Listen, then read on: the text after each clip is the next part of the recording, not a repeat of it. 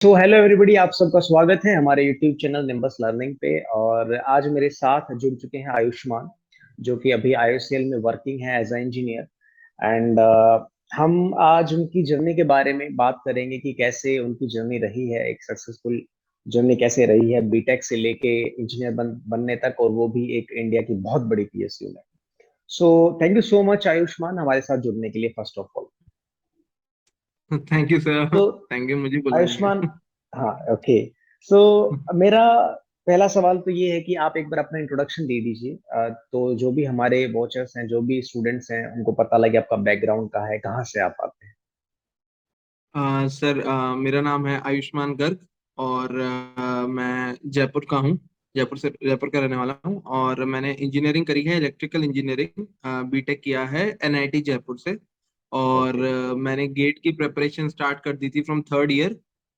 Engineers academy का जो महावीर नगर centre है अपना जयपुर का। ठीक अब ठीक है। शायद शिफ्ट हो गया है, वो पहले वही था तो ये- वहां से मैंने हाँ हाँ। कोचिंग किया था। ओके ओके, थर्ड ईयर में शुरू कर दी थी आपने। जी सर। वो ओके। 2 ईयर का जो प्लान होता था इंजीनियर एकेडमी का, वो ज्वाइन कर लिया था मैंने।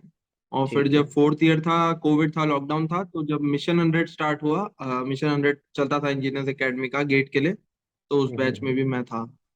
बिल्कुल। ये रहा है सर। अभी ठीक है, तो तक आपने मेरा अभी इंडियन आर्मी, अपना। मेरा ऑल इंडिया रैंक गेट में 217 है। और ओके। 2021 का ही पास आउट हूँ मैं, ठीक है। 2021 का। और फिर मैंने मतलब इंडियन ऑयल का इंटरव्यू वगैरह दिया, सिलेक्शन।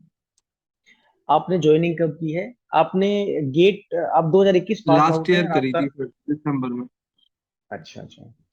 तो 2021 के गेट स्कोर के बेसिस पे ही हुआ आपका सिलेक्शन? Yes sir. ठीक है, मतलब आपका एक मतलब सिंगल ईयर का गैप भी नहीं है, कहने का मतलब ये है। तो आई थिंक आपके डिसीजंस बड़े सही रहे हैं। हाँ। आयुष्मान की आपको पता था कि कब आपको कोचिंग करनी है, कहाँ से करनी है, कौन सा बैच बेसिकली आपको ज्वाइन करना है। तो आपके डिसीजंस मुझे लगा कि काफी अच्छे डिसीजंस आप लेते हैं। ओके। कोई और एग्जाम, कोई और भी इंटरव्यू कॉल आया था आपके पास में इसके आईओसीएल के अलावा? सर इसके अलावा मेरा एनटीपीसी में सिलेक्शन हुआ था ठीक है। और कोल इंडिया में सिलेक्शन हुआ था। और एक मतलब एक और पीएसयू थी, वो मेरे कॉलेज में आई थी। ठीक है। जीएसपीएल करके, गुजरात स्टेट पेट्रोनेट लिमिटेड, उसके अंदर मेरा ओके। सिलेक्शन हुआ था। ठीक है, मतलब जी। आपका बैक टू बाकी बैक इंडियन ऑयल तो रो है ही। में पीएसयूज में आपका सिलेक्शन हो गया था, एनटीपीसी में भी हुआ है आपका। ओके। तो आप मुझे बताइए कि आपने इन सब पीएसयूज को, रो में आपके पास में सिलेक्शन था, आपने आईओसीएल को क्यों चूज किया? कोई स्पेसिफिक रीजन था क्या इसके पीछे? आवाज आ रही है सर? आप यस, आ रही है। फ्रीज हो गए थे थोड़ी देर के लिए। अच्छा। ओके। सो मेरा सवाल ये है आयुष्मान कि आपके पास में एक रो में आपके पास पीएसयूज थी, आपने आईओसीएल को ही क्यों चूज किया? क्या ऐसे आपको लगा कि आईओसीएल को चूज करना चाहिए एज अ करियर? सर, जो सबसे one of the most aspired PSUs होती है, उसके अंदर आईओसीएल, ओएनजीसी और यही सब रहते हैं। और बाकी डेफिनेटली। क्योंकि ये महारत्ना कंपनीज हैं, तो महारत्ना डेफिनेटली। कंपनी सबसे ज्यादा प्रॉफिट है, सबसे सही लाइफ ऐसा माना जाता है कि महारत्ना पीएसयूज में हमें मिल सकती है। तो मेरे यही टॉप 3 4 एग्जाम वो थे ऑप्शन, जिसमें से हम्म मेरे को इंडियन ऑयल बेटर लगता था, क्योंकि ये ना ज्यादा पॉजिटिव है ना ज्यादा नेगेटिव, मतलब इसमें दोनों पॉइंट्स ठीक थे as compare hmm to ONGC या वगैरह। ओएनजीसी में ऑफशोर वगैरह का एक रहता है, क्रेज हम्म रहता है यूथ में। बट सर, मुझे थोड़ा जमता नहीं था वो ऑफशोर वर्क करना वगैरह। बाकी एक हाँ। हाँ, पीजीसीआईएल के भी कुछ पॉजिटिव नेगेटिव सब पीएसयूज के थे, तो उनका डिसाइड करके मैंने आईओसीएल ज्वाइन किया। मतलब आपको एक न्यूट्रल सा लगा, बैलेंस लगा, सब कुछ आपकी हाँ। प्रोफेशनल पर्सनल दोनों लाइफ बैलेंस रहेंगी। और हाँ। एक एनवायरनमेंट भी आपको अच्छा लगेगा, मतलब बैलेंस्ड आपको बेसिकली एक आपने चूज किया, तो आपके पैरामीटर ये थे चूज करने के। ठीक है, हाँ। Very good. आयुष्मान, अभी आईओसीएल में काम करते हुए कैसा लग रहा है आपको? How do you feel as a working as a engineer? Sir अभी तो 4 महीने ही हुए हैं, मतलब उससे पहले तो हमारी 4 महीना ट्रेनिंग थी।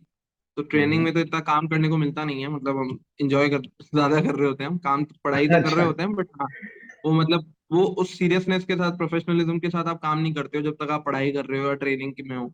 हाँ, लेकिन जब काम करना स्टार्ट किया तो स्टार्टिंग का 1 2 महीना तो वो एकदम से फील होता है कि am I just able to do, will I be able to do it और नॉट, क्या मैं इसके लिए बना भी हूँ, इतना लायक हूँ या हम्म। नहीं हूँ। बट हाँ, फिर धीरे धीरे चीजें कंट्रोल में आ जाती हैं, आपको पैटर्न समझ में आ जाते हैं, क्योंकि प्रॉपरली टेक्निकल जॉब नहीं है ये, मैं इलेक्ट्रिकल इंजीनियरिंग से हूँ। तो मेरा काम ठीक है। अभी, बिकॉज मैं न्यू ज्वाइन हूँ, तो हमें एकदम से इलेक्ट्रिकल इंजीनियरिंग का मुझे काम नहीं देती है कंपनी। हाँ, हम्म। तो मेरा जो प्रोफाइल है वो टेक्नो मैनेजरियल है, इनफैक्ट मोर ऑफ मैनेजरियल है, वो शायद फ्यूचर में कुछ भी हो सकता है, बट अभी फिलहाल थोड़ा मैनेजरियल है। तो वो उसके ओके अंदर ओके। आपको लोगों के साथ डील करना है वगैरह, तो उस प्रोफाइल में हूँ फिलहाल मैं। तो ठीक है, अभी तो ओके। मजा आ रहा है, सही है। तो इस ट्रेनिंग में आपको पढ़ना ही पड़ता है? नहीं मतलब ट्रेनिंग होती है अलग अलग लोकेशंस के ऊपर। ठीक है। तो वो ट्रेनिंग तो वो है कि मतलब वो जो कहा जाता है कि हनीमून पीरियड है, तो उन 4 महीने तो आप जितने मजे कर सकते हैं, आप दोस्त बना सकते हैं, आप इधर मतलब शहर चेंज होते रहते हैं। मैं ओके, चार अभी शहरों कहाँ में हैं हूँ। आप? अभी कहाँ अभी हैं तो आप? मेरी पोस्टिंग यूपी के शाहजहांपुर में है। अच्छा ठीक है। डिपो है ओके। इंडियन ऑयल का, तो वहां पर है। लेकिन वैसे जब हमारी ट्रेनिंग हुई थी, तो हमें मतलब 4 से 5 जगह ऐसे ही घूमने का मौका मिल गया। पहले हम ओके। मुंबई में ट्रेनिंग हुई, फिर अहमदाबाद में ट्रेनिंग हुई, फिर रायपुर में ट्रेनिंग हुई, फिर उसके बाद एक आध बार दिल्ली जाना हुआ। तो ऐसे करके तो चलता रहा। मैं इस सवाल को चेंज कर देता हूँ। इस सवाल मेरा ये होना चाहिए कि कंपनी के पैसे पे घूमने में कैसा लग रहा है आयुष्मान आपको?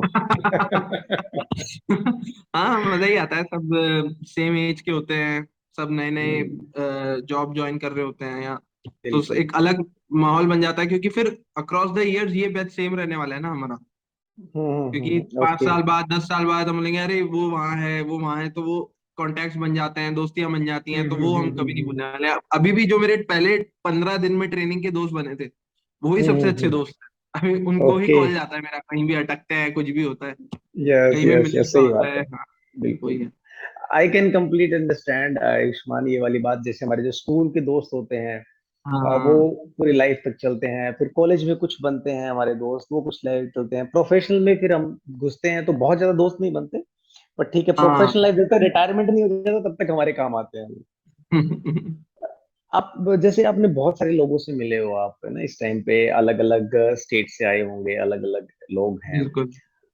आपने कुछ ऐसे भी होंगे, जैसे तो आपका तो डिसीजंस इतने अच्छे थे कि आपने एकदम जैसे ही अपियरिंग में गेट दिया और आपका इतने रो में पीएसयूज आपके आ गए, आपका अच्छा डिसीजन था, कोचिंग लेना है, इंजीनियर्स एकेडमी से लेना है, ये कोर्स ज्वाइन करना है, मिशन ज्वाइन करना है। बट मुझे लगता है कि और बहुत सारे ऐसे स्टूडेंट होंगे जो बहुत सारे फेलियर को पास करके आए होंगे, जिनको मुझे लग लगता गया। है सर, मुझे जो फील होता है कि हम रिजल्ट्स देखते हैं, उसके बाद हम कहते हैं हाँ डिसीजन सही था।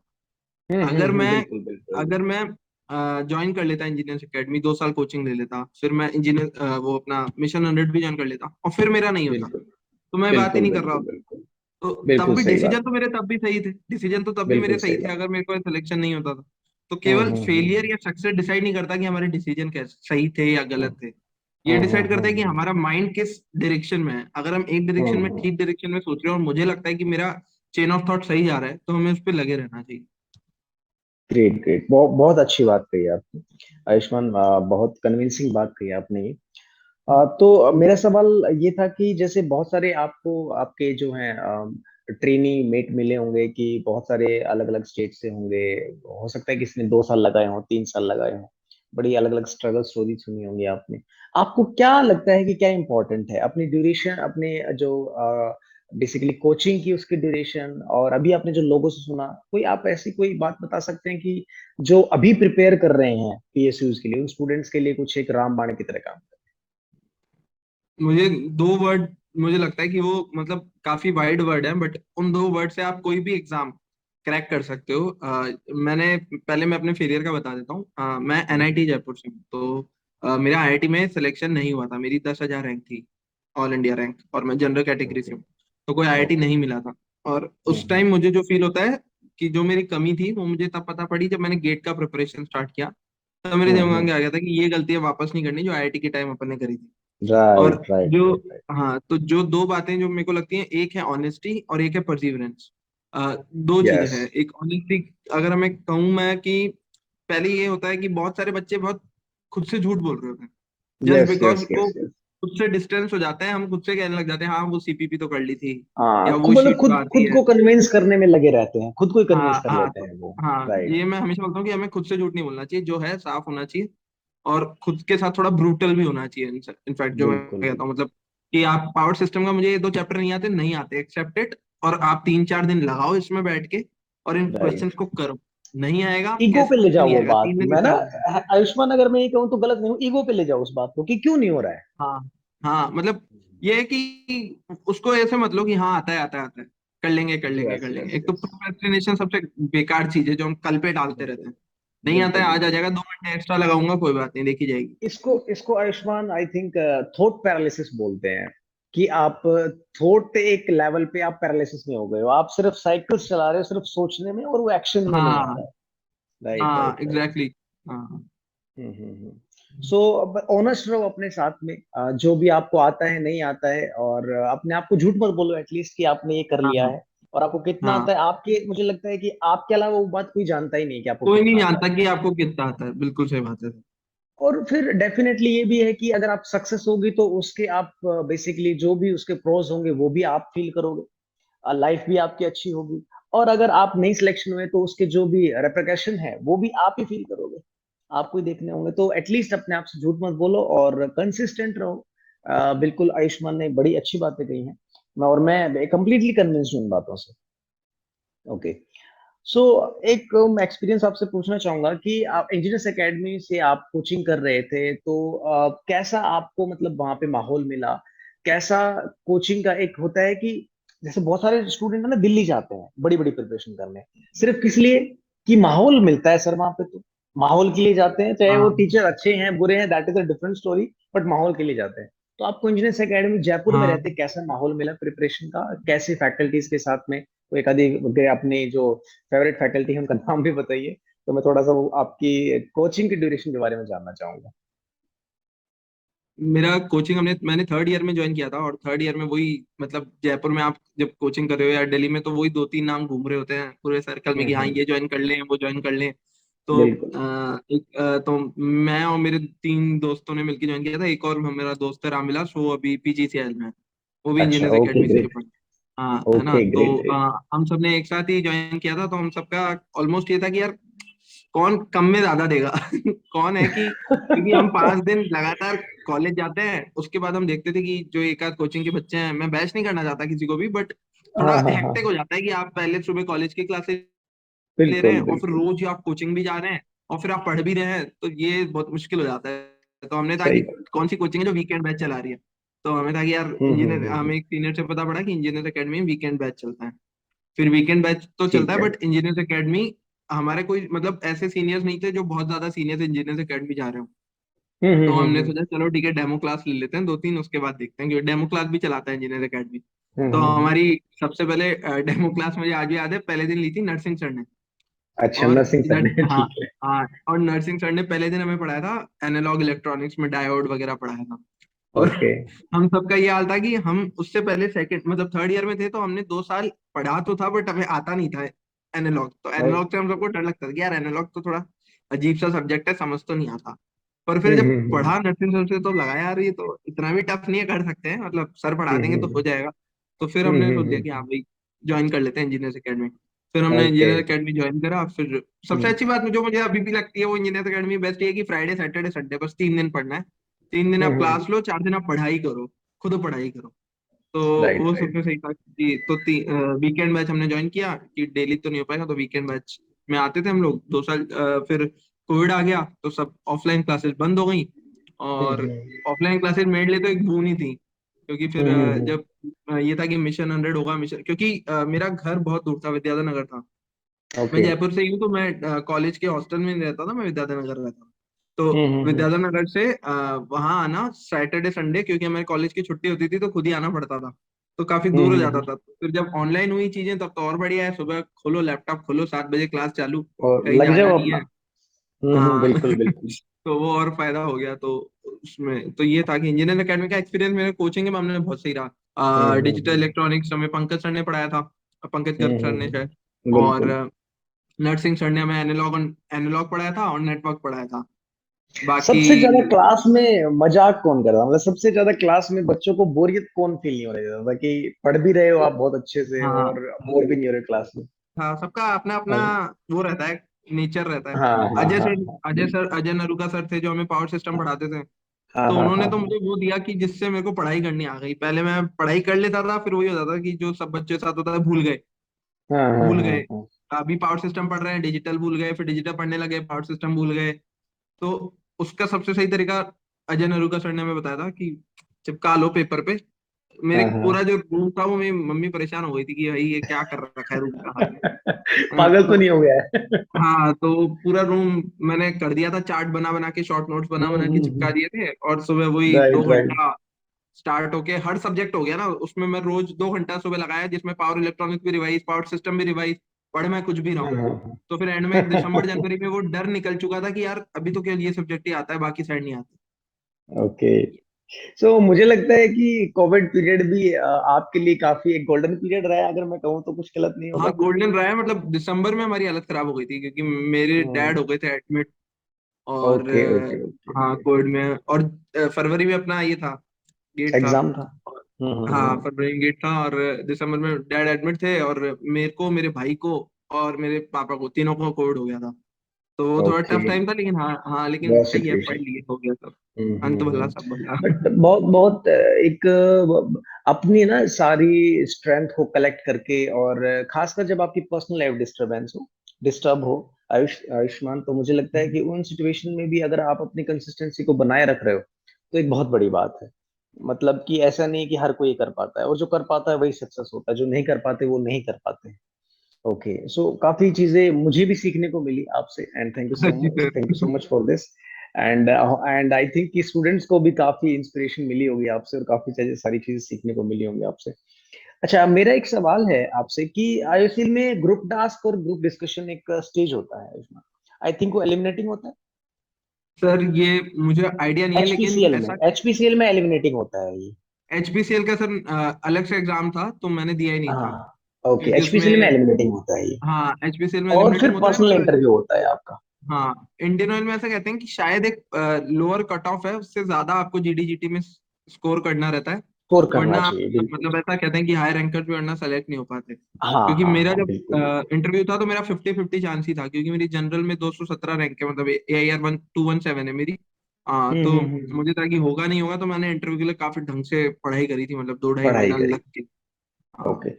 तो मुझे बताओ कि जैसे इंजीनियर्स एकेडमी में हमने ग्रुप डिस्कशन और ग्रुप टास्क में जैसे कि कंडक्ट किए थे, आपको भी पता है, और अपना एक जैसे अभी आपको पता है इंजीनियर्स एकेडमी जो फैमिली है वो बढ़ रही है। निम्बस लर्निंग एक सेगमेंट हो गया, काफी सारे सेगमेंट हो गए हैं आप स्टूडेंट्स के सपोर्ट की वजह से ही। तो एक इंटरव्यू गाइडेंस प्रोग्राम है अपना। अब पहले क्या होता था कि 2 साल पहले इस एंगल पे कोई ध्यान नहीं देता था कि ये भी कोई एंगल है कि स्टूडेंट को इस तरीके से प्रिपेयर करा जाए। बट अब कंपनीज क्या है कि इनकी भी काफी सारी वेटेज रखने लग गई है। और आप ये मान लीजिए कि बहुत सारे स्टूडेंट्स पिछले 2 साल में हमारे साथ जुड़े हैं इंटरव्यू गाइडेंस प्रोग्राम के अंदर, और अब स्टूडेंट्स को एटलीस्ट निम्बस के आईजीबी प्रोग्राम से तो काफी सटीक इन्फॉर्मेशन, काफी सटीक नॉलेज और काफी सटीक गाइडेंस मिलने लगे कि इंटरव्यू के लिए कैसे प्रिपेयर करते हैं। और मोक्स भी करवा रहे हैं, और जैसे कि आप भी मोक दिया है, आपने भी ग्रुप डिस्कशन ग्रुप टास्क में भी आए हो। तो मुझे बताओ कि जीडीजीटी इंटरव्यू में जाने से पहले मॉक और जीडीजीटी करना कितना इंपॉर्टेंट है, कैसे फायदा मिलता है आपको फाइनल उसमें?